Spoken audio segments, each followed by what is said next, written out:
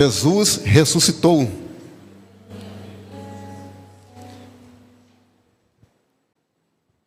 Eu vou dizer mais uma vez: Jesus ressuscitou. Pode se sentar, querido. Eu falei com ele hoje.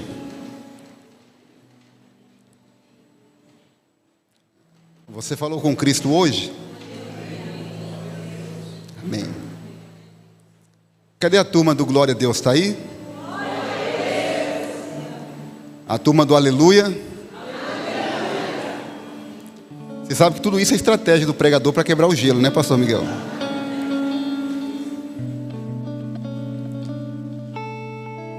Meus irmãos, é uma alegria muito grande poder estar aqui com vocês, para poder ministrar a palavra do Senhor. É muito mais do que isso, poder adorar a Deus juntamente com vocês. E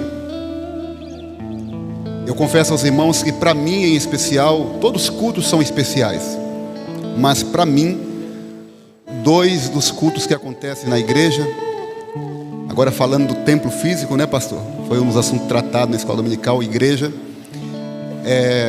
culto de ceia e o culto de missão, que para mim é uma grande honra, um grande privilégio poder falar do Senhor nesses cultos.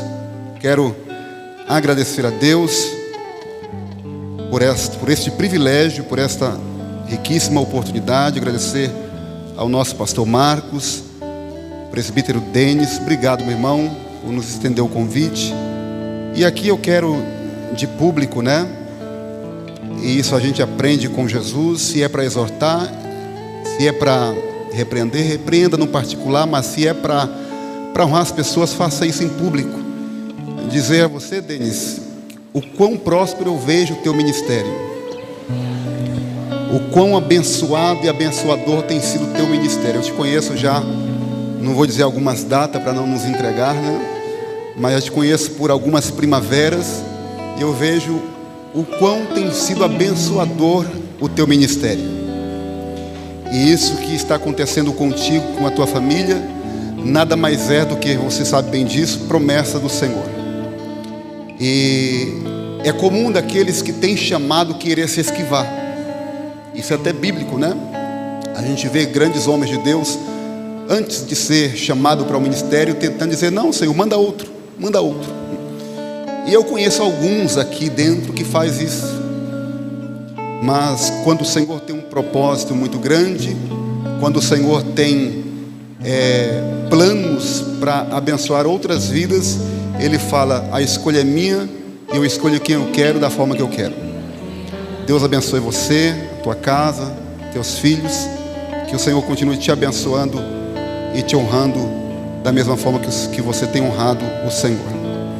Amém, queridos? Bom, como está aí, abra a tua Bíblia comigo no Evangelho escrito por Lucas. Evangelho escrito por Lucas, capítulo de número 10.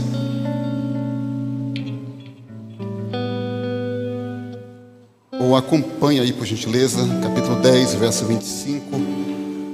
Vamos tentar extrair algumas verdades para as nossas vidas, contida aí, escondido dentro destes versículos bíblicos. O título diz: a parábola do bom samaritano. Diz assim: eis que se levantou um doutor da lei, tentando-o e dizendo: mestre, que farei para herdar a vida eterna? E ele lhe disse: o que está escrito na lei? Como você a interpreta? E respondendo ele, disse: amarás ao Senhor teu Deus de todo o teu coração, e de toda a tua alma, e de todas as tuas forças, e de todo o teu entendimento, e ao teu próximo como a ti mesmo. E disse-lhe: Respondeste bem, faze isso e viverás. Ele, porém, querendo justificar-se a si mesmo, disse a Jesus: e quem é o meu próximo? E respondendo Jesus disse: descia um homem de Jerusalém para Jericó e caiu nas mãos dos salteadores, os quais o espancaram e, espancando-o, se retiraram, deixando-o meio morto. Diga comigo, queridos, e caiu. Diga assim: despojaram, espancando-o e meio morto. E ocasionalmente descia pelo mesmo caminho certo sacerdote, e vendo-o, passou de largo.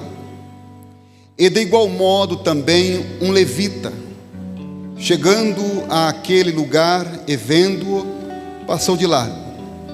Mas um samaritano que ia de viagem chegou ao pé dele e vendo-o, moveu-se de íntima compaixão e aproximando-se, atou-lhe as feridas, aplicando-lhes azeite e vinho, e pondo-o sobre a sua cavalgadura, levou-o para uma estalagem e cuidou dele.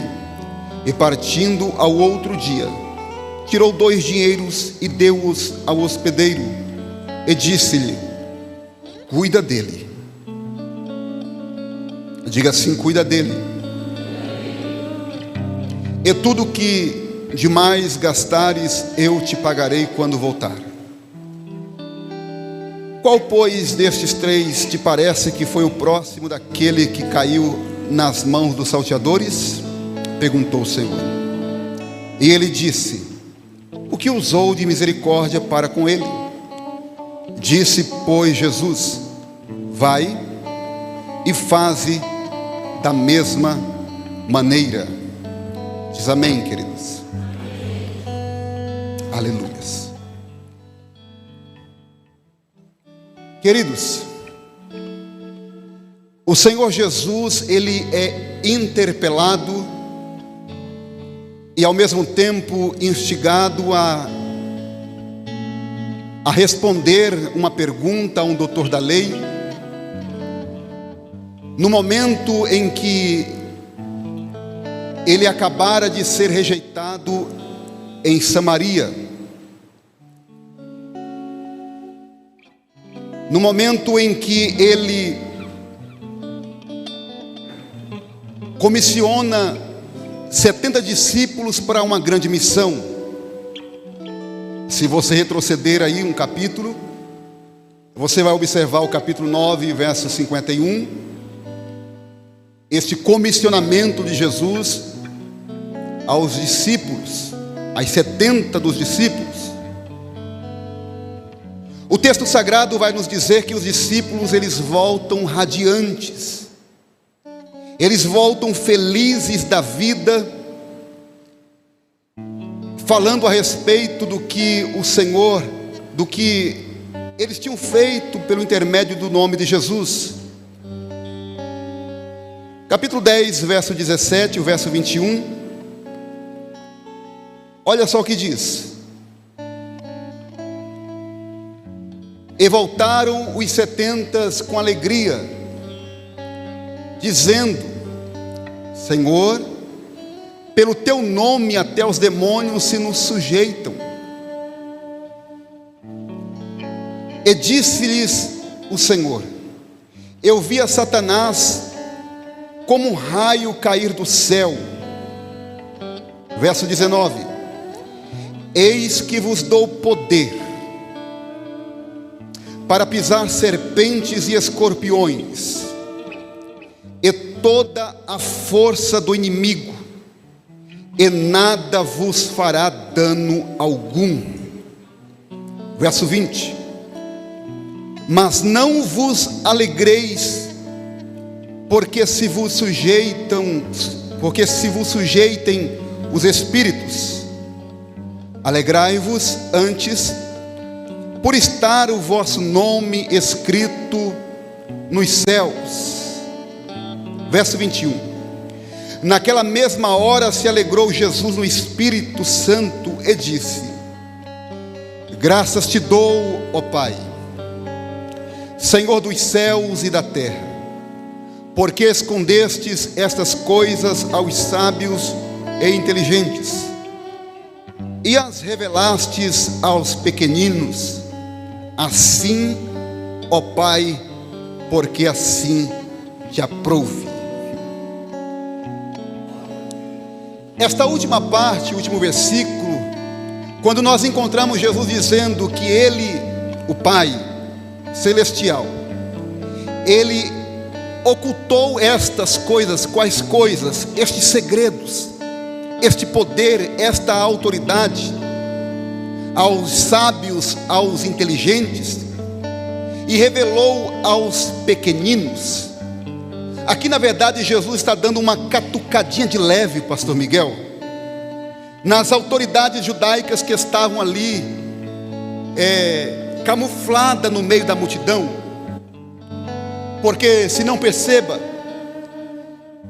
quando Jesus ele realiza o primeiro de 3 milagres messiânicos, registrado lá no capítulo 1, verso 40 do Evangelho escrito por Marcos, que é a cura de um leproso. Este era um dos 3 requisitos, chamados 3 milagres messiânicos.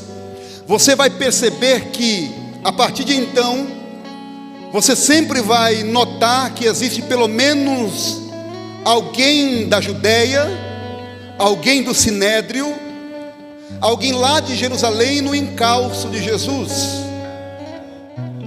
Porque existiam 2 fases.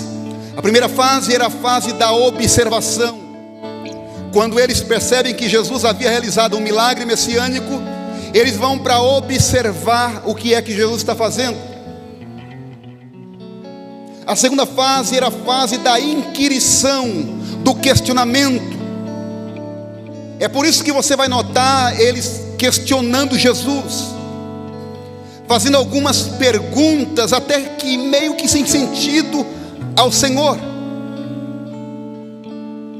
E é neste contexto que se levanta um doutor da lei, um fariseu, um homem que conhecia de Torá, um homem que conhecia de tradições orais, um homem que conhecia dos seus costumes, para fazer uma pergunta ao Senhor.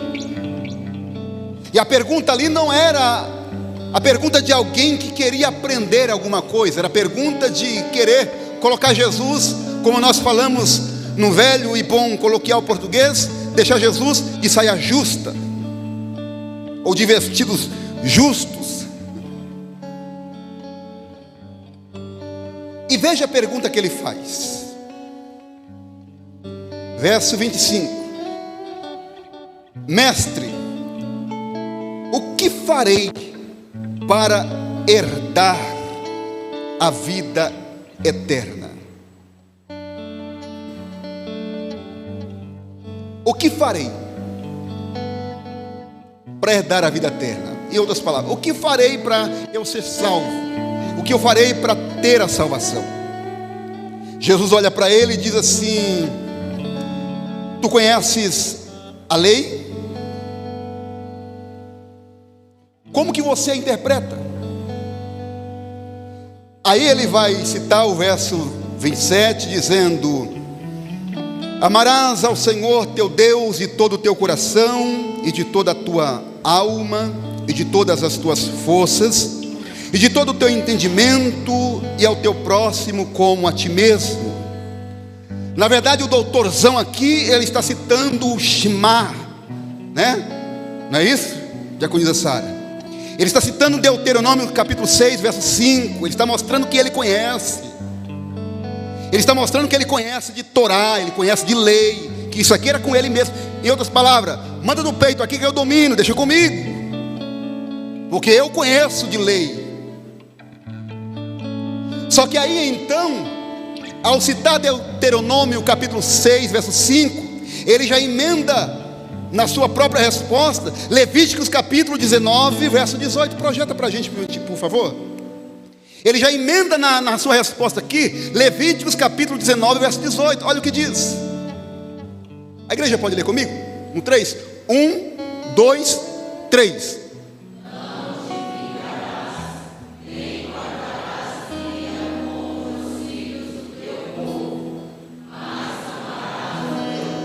Opa, amarás o teu como eu sou o Senhor, diz a palavra de Deus. Junto com Deuteronômio capítulo 6, verso 5, ele já emenda essa aqui para dizer assim, né? Estou completando aqui, porque eu faço tudo certinho. Só que ele esqueceu que no mesmo capítulo 19, verso 34, olha o que diz lá, projeta para a gente.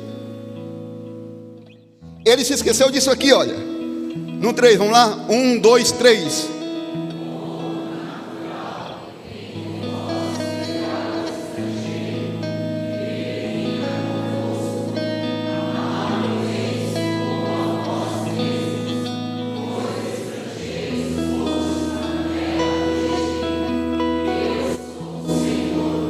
Aleluias.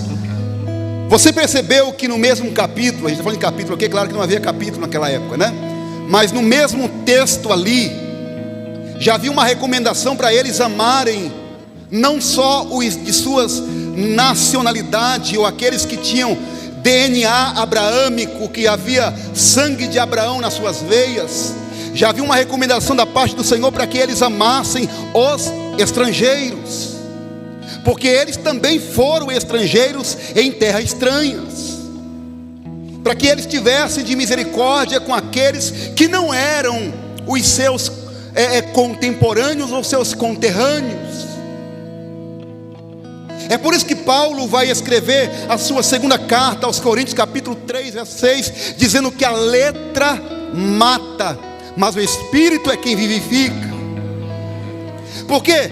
Porque eles estavam preocupados com a literalidade da lei. Eles estavam preocupados com aquilo que a lei falava, mas não com a praticidade da lei em si. A lei diz isso, mas eles mesmos não praticavam. Na cabeça de um judeu, o seu próximo só poderia ser alguém da sua nacionalidade, alguém que tivesse sangue de Abraão nas suas veias. O samaritano estava excluído de qualquer proximidade, de qualquer vínculo com os judeus. Os irmãos conhecem aí a passagem bíblica, o porquê que houve aquela rixa entre eles. Não vamos entrar em detalhes aqui. Em matéria de desprezo, os samaritanos só perdiam para os gentios, aqueles que não eram judeus. Ser samaritano naquela época era ser odiado. Nós vamos entrar no texto aqui. Era ser desprezado, era ser motivo de chacota. Hoje não. Hoje a palavra samaritano tornou sinônimo de misericórdia. Não é verdade? Você vai notar por aí que tem o Hospital Bom Samaritano. Tem até um filme aí estrelado por, acho que é o Sylvester Stallone, que fez o filme O Samaritano. Então perceba, naquela época eles queriam ouvir o nome do diabo, mas não o nome do samaritano.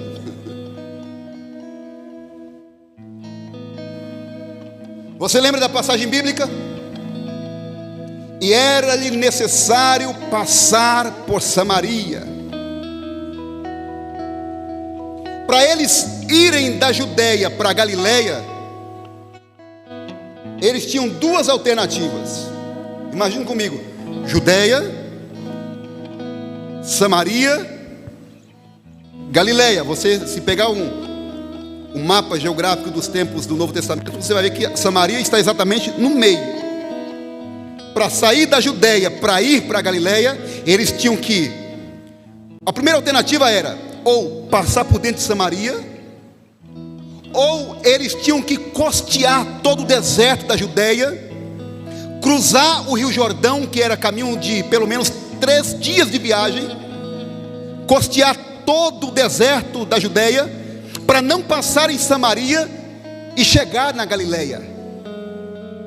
Aí quando você olha o capítulo 4 de João, Jesus dizendo: e era-lhe necessário passar por Samaria. Em outras palavras, vamos passar por aqui porque eu tenho algumas coisas a ser resolvidas ali. Isso é só para você entender o contexto dessa parábola.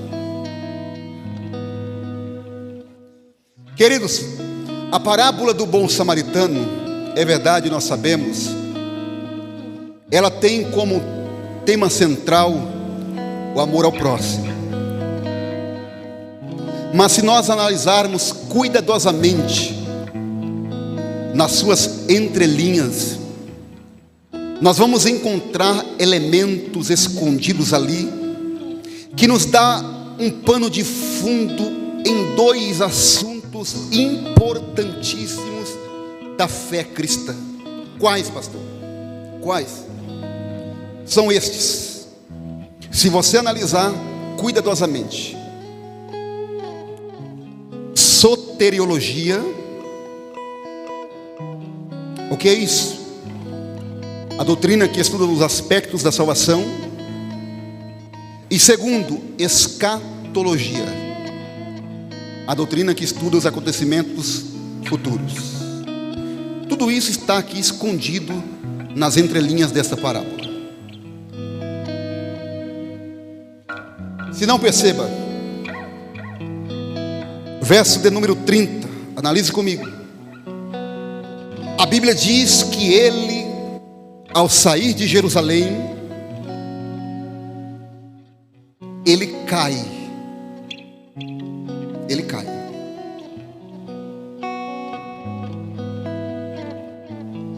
Este caminho que levava Jerusalém a Jericó era conhecido como caminho de sangue. Era um caminho perigosíssimo. Ele está saindo de Jerusalém, e ao sair de Jerusalém para Jericó, ele cai. Ele cai nas mãos dos salteadores. Se você levar em consideração que Jericó aqui representa o mundo, se você for curioso e der uma gulgada, Jericó, das cidades que há no planeta Terra, é a cidade mais baixa que existe no mundo.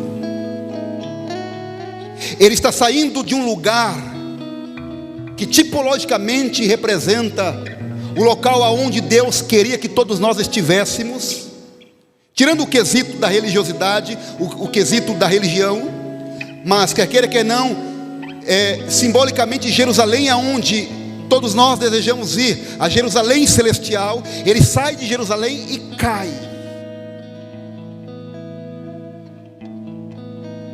Este viajante aqui não é ninguém, nada mais, nada menos do que nós, que caímos nas mãos dos salteadores, que caímos nas mãos dos nossos algozes espirituais.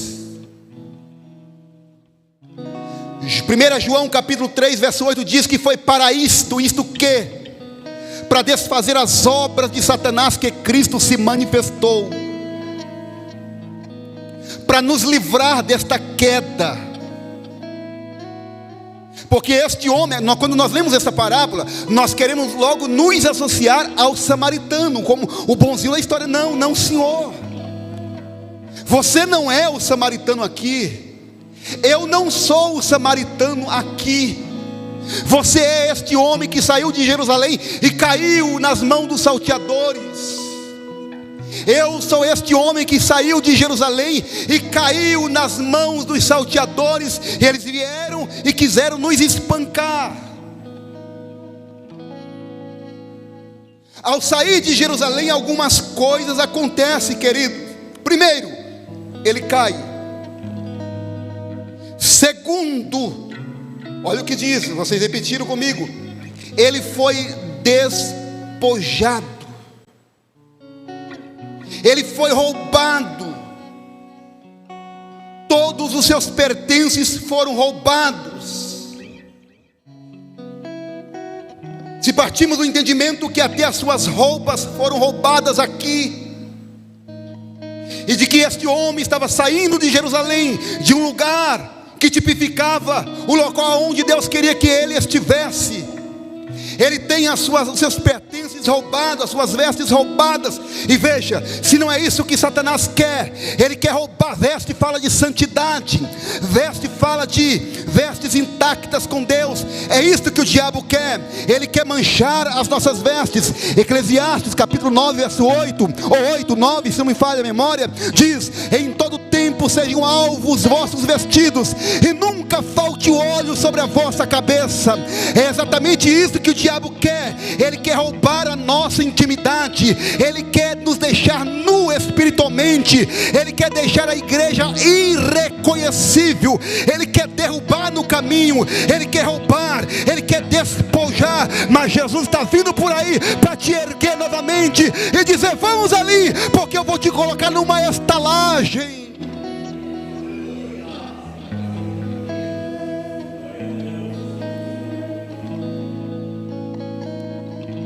Nós éramos este homem caído pelo meio do caminho, que foi despojado, foi saqueado.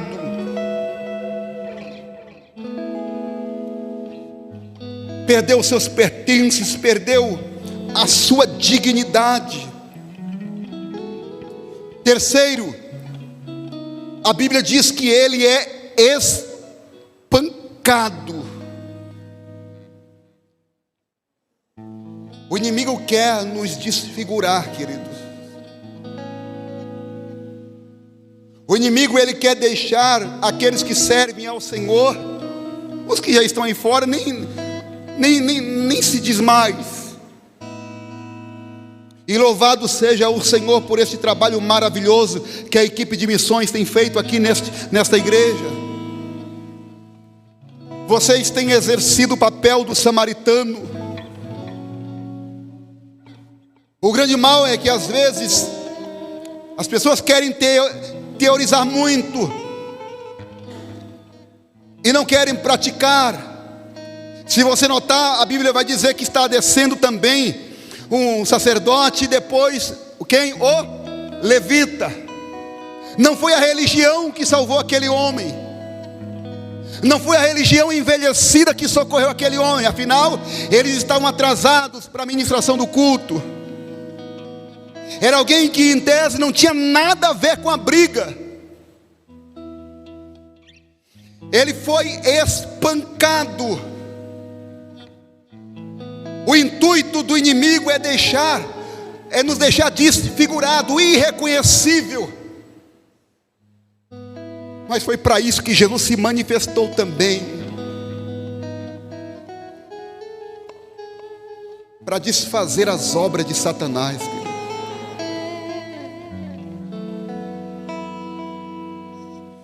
Do que adianta ter azeite se não sabe usar? Do que adianta ter vinho na bila, no alforje, se você não sabe usar? Uma das coisas que o sacerdote carregava também era azeite e vinho, mas para que ter se não pode usar em quem está necessitado? Aquele samaritano que ele passa por aquele homem e percebe caído pelo caminho, ele não pensa um minuto sequer. Ele desce da sua cavalgadura, ele abaixa-se, primeiro ele pega o vinho servia para desinfetar as feridas, ele joga o vinho sobre as feridas daquele homem. O vinho aqui tem a tipologia do sangue de Jesus Cristo, que sara as nossas feridas, que apaga os nossos pecados.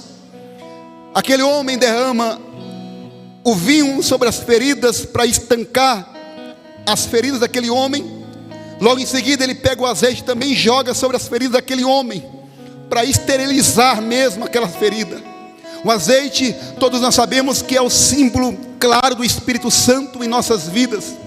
Queridos, se você analisar esta parábola, você vai ver que aqui está tratando o aspecto da salvação. É claro que se nós olharmos aqui para o que Jesus queria dizer, mas é aquilo que a teologia trata, né? É o sim e o não, é o agora e o depois.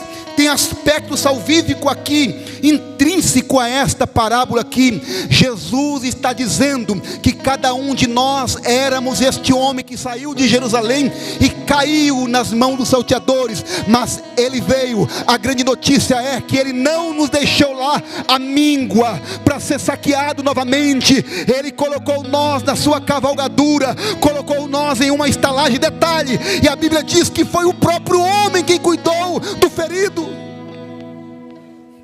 Olha o que diz o verso de número 34. Olha só, a última parte.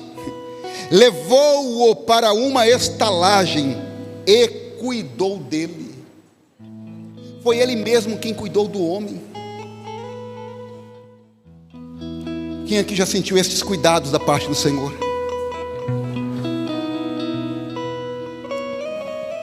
Foi quarta-feira agora, nós ministramos também ali em Caieiras e falávamos sobre o cuidado do Senhor. Só quem já experimentou ser cuidado pelo Senhor é que pode valorizar isso que está acontecendo aqui nesta parábola. Porque não foi a religião que socorreu aquele homem, não foi a velha enrijecida religião representada na pessoa do sacerdote, a lei representada na pessoa do sacerdote, os profetas representados na pessoa do levita, quem socorreu aquele homem, mas foi a graça misericordiosa de Jesus Cristo que parou e socorreu aquele homem ali na pessoa do samaritano.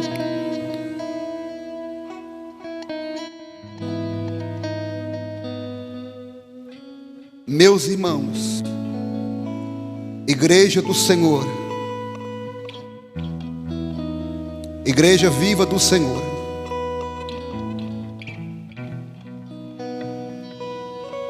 Jesus, ele foi para os céus e nos deixou algumas instruções. Ele disse: eu vou para o Pai, mas não vos deixarei órfãos. Eu vou e mandarei outro Consolador. A palavra outro ali é outro da mesma espécie, da mesma essência, da mesma natureza.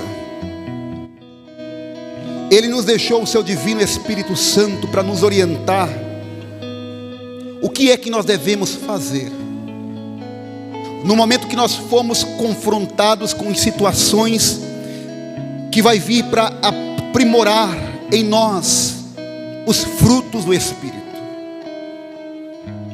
Eu falava isso essa semana com a minha esposa, com a minha filha, exatamente sobre isso, porque nós oramos a Deus pedindo paciência,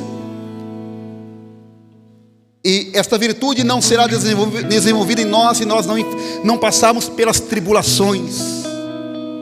Nós queremos ter domínio próprio, mas quando somos confrontados com uma situação que vem para nos testar, nós perdemos a oportunidade de desenvolver este fruto tão maravilhoso em nós. Sabe, eu falo isso com muito pesar e com muito temor também. Outro dia em que eu ministrei aqui, acho que faz mais ou menos 2 meses, nós estávamos retornando após o culto como este para Franco da Rocha, subindo a Serra da Cantareira. E quem conhece o caminho ali sabe que é um caminho muito sinuoso, né? Principalmente à noite, muito escuro. E de repente, quando nós estávamos numa certa região da serra, se apresentou à beira da pista uma mulher chorando copiosamente. E a minha filha desesperada dizendo: pai, para o carro, por favor, pelo amor de Deus, para o carro. A primeira coisa que eu fiz foi desviar o meu carro e não parei para prestar socorro àquela mulher. E a minha filha, ela chorou mesmo copiosamente dentro do carro. Eu falo isso debaixo de muito temor e debaixo de lágrimas aqui. Era o meu dever como um sacerdote parar para prestar socorro ali.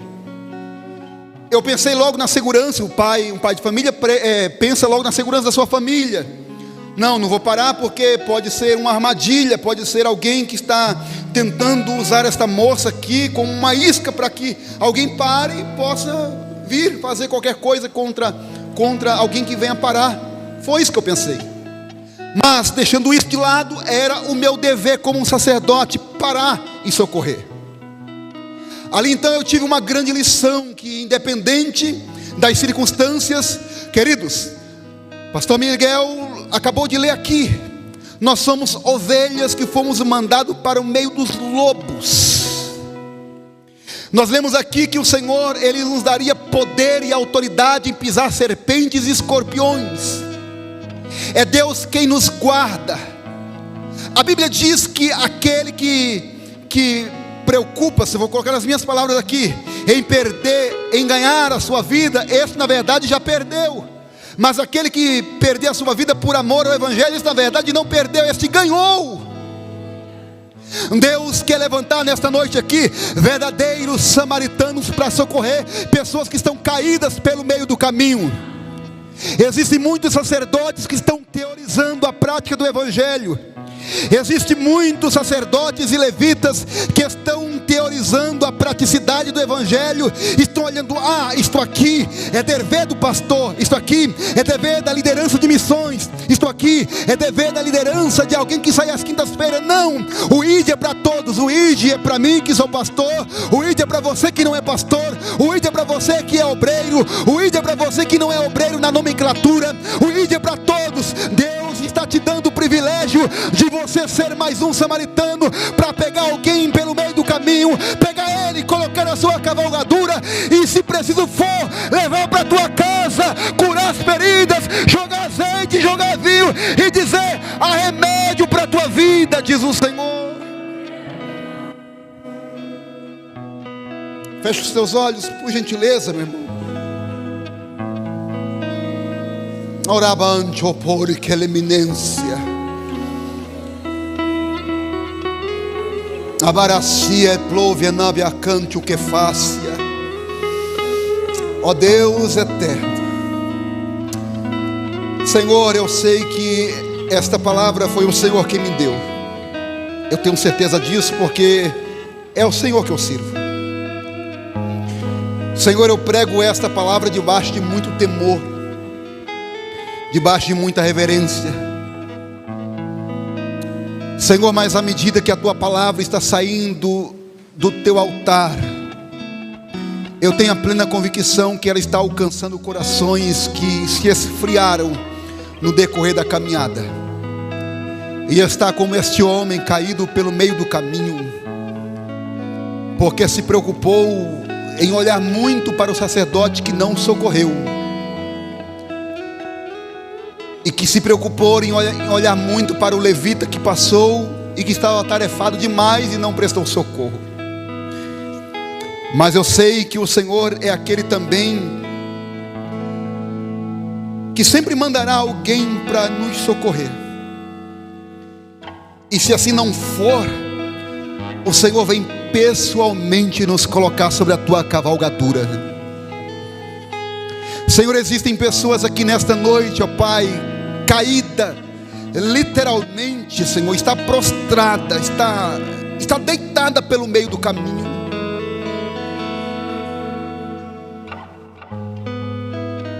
Mas nesta noite, Senhor, a tua palavra que está sendo pregada, não porque sou eu, Senhor, não, eu não sou ninguém se não for a tua misericórdia, mas como o compromisso que o Senhor tem é com a tua palavra. Eu te clamo, ó Pai, que neste momento, enquanto eu finalizo esta mensagem, levanta esta pessoa que está caída pelo meio do caminho. Levanta ele, levanta ela, Senhor. Eu sei que nós nos acovardamos em querer usar o vinho, em querer usar o azeite, porque estamos muito ocupados, muito atarefados demais com a nossa vida. Mas eu sei que o Senhor também está nos dando um despertamento espiritual muito grande aqui nesta noite. E que é exemplo deste breve testemunho que eu relatei aqui, Senhor, são oportunidades de nós praticarmos o Evangelho, Senhor. E eu peço a Ti o Teu perdão, Pai. Eu peço a Ti o Teu perdão diante da Tua igreja também, Senhor. E que o Senhor levante samaritanos aqui neste lugar.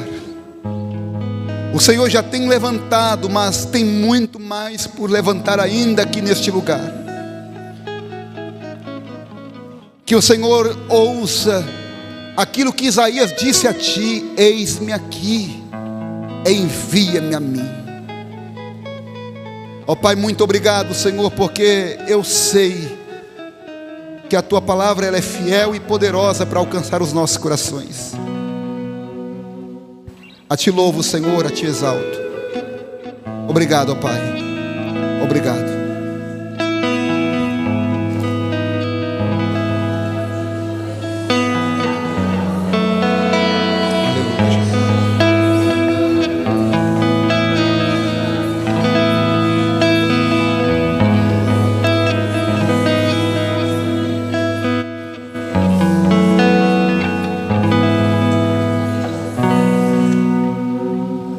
Glória a Deus. Queridos, há um espírito de temor muito grande que está pairando em nosso meio aqui nesta noite. Longe de qualquer mover para poder tentar envolver. Não. Eu já passei dessa fase. Mas eu sinto queimando no meu coração um espírito de muito temor pairando nesta igreja aqui nesta noite. Esteja sensível para ouvir a voz de Deus. Esteja sensível para ouvir a voz de Deus.